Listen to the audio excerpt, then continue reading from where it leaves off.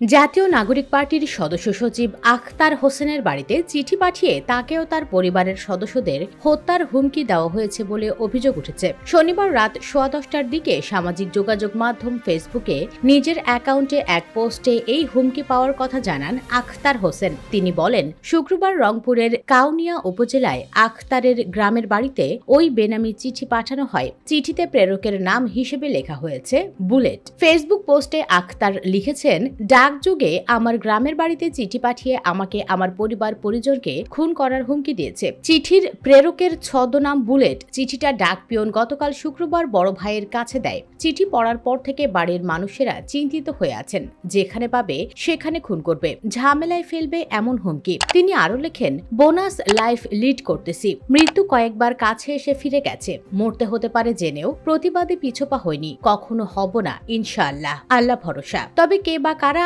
আখতার ও তার পরিবারকে হুমকি দিয়ে এই চিঠি পাঠিয়েছেন তা জানা যায়নি। তিনি প্রথম আলোকে বলেন, এই ঘটনায় আগামীকাল রবিবার এ নিয়ে রংপুরের স্থানীয় থানায় সাধারণ ডায়েরি করবেন।